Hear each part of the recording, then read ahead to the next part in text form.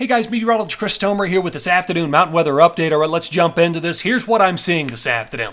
So the next item of interest up is tomorrow on 1-5.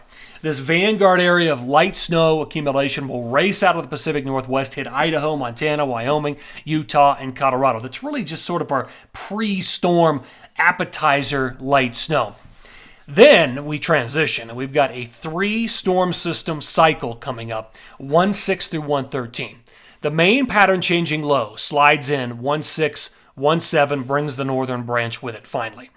It's followed by 2 additional storm systems. The next one is 1-9, 1-10.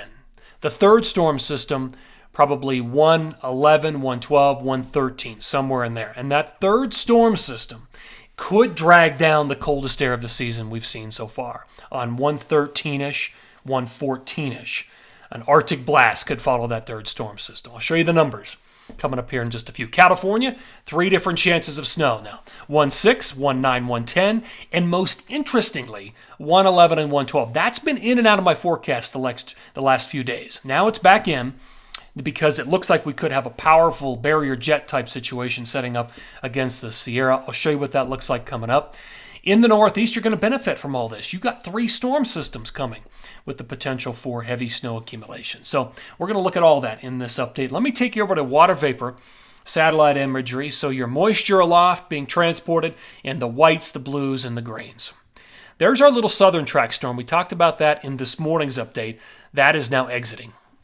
Here comes our big pattern-changing low right here. That's what's really going to help set up the pattern, a big broad trough, and help to rotate in 2 additional storms out of Alaska, Canada, into the Pacific Northwest. So that's the key low. And now out ahead of it, you've got this, you can almost see it, this little front right here. That's that vanguard area of snow that's going to race through the Intermountain West tomorrow. Very light accumulations. Here's the forecast radar and satellite. That's the situation right now, the current scenario. Watch the southern track low begin to pull out of Colorado. Here comes that vanguard area of snow racing down through Idaho, Montana, the Wasatch, the Tetons, and eventually into Colorado by late tomorrow, and then that's out of here. Here comes the pattern-changing low out of the Pacific Northwest on 1-6, and there it is on 1-7, widespread snow, Tetons, Wasatch, Colorado, New Mexico, Montana, Idaho. The situation by the end of 1-7, first low starts to depart early 1-8 out of Colorado. Here comes the second storm system on 1-9 and 1-10 coming out of the Pacific Northwest, moving into the interior. And then there's another storm system behind that for 1-11, 1-12, 1-13 across many of the same areas. And that third storm, again, could really drag down some cold air. All right, let me show you what the jet pattern is going to look like. So this is 1-7, heart of the first storm system, the pattern-changing low. You can see the deep trough sliding from and across the west, through Utah, through Wyoming, through Idaho, through Colorado, and New Mexico. That's 1-7. All right, here is 1-10. This is the second storm system, 1-9, 1-10. Big, broad trough, lots of jet energy, and again, all that cold air just rotating in. Now, this is really fascinating. This is 1-12. This is the third storm system.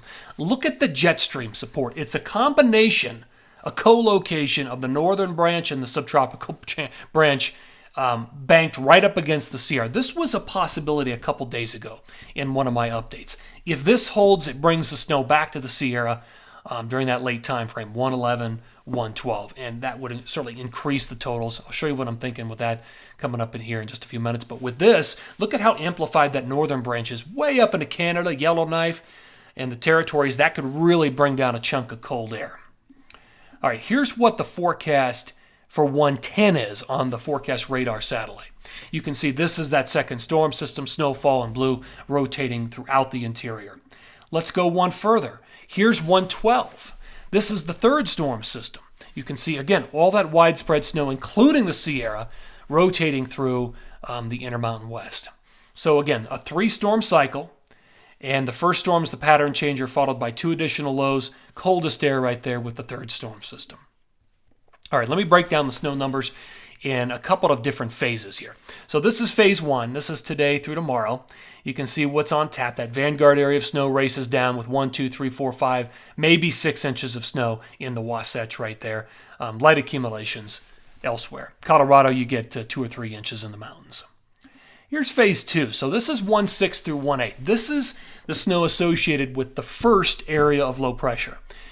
So the numbers, we're looking at moderate to heavy snow in most locations. Wasatch, Colorado, especially the western slope in southwest Colorado, moderate to heavy accumulations. Heavy snow up in the Pacific Northwest and interior BC. Moderate snow through the Sierra. Here is phase 3. This captures the second and the third storm system. So the snow doesn't all come at once. It could spread out over 3 storms, but this will be a big period.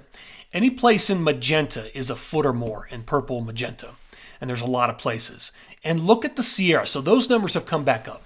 Assuming we get that 111, 112 barrier type jet set up in orographics, then the numbers will be big. In Colorado, the numbers have come up as well. They've ticked up 2 or 3 inches, especially down in southwest Colorado. In western and southwest Colorado, the numbers have definitely gone up. I mean, I'm potentially forecasting here a couple of feet, and that was not the case in the morning update for Colorado. Still looking at big numbers. That has not changed through parts of the Wasatch, Tetons, central and northern Idaho, northwest Montana, and the numbers up in Washington and Oregon remain large, 2, 3, 4, 5 feet of snow. Now let me just show you what this map looks like. This is the grand total map. This is 1/6 through 113. This is the combination, the grand total of all 3 storm systems. Very impressive if you were to look at it, from the top down over that entire period. We're talking some seriously heavy snowfall. But again, it doesn't all come at once. Let's go to the northeast. So the numbers have come down a little bit. The low on 1/6, 1/7 has wobbled a little further back to the south, and the one storm for 1/9, 1/10 still looks to be a powerhouse with a lot of wind, 70-mile-an-hour winds. But there's heavy snow at the onset of that storm, but then it does change over to a rain-snow mix, cutting down on potential accumulation. So that's what I'm thinking right now for this update, 1/4 to 113. All right, guys, taking another look at that grand total map. Again, 3 storms in this cycle, 1/6 through 113. I'll keep things updated here. Always appreciate you tuning in for these updates, and take care.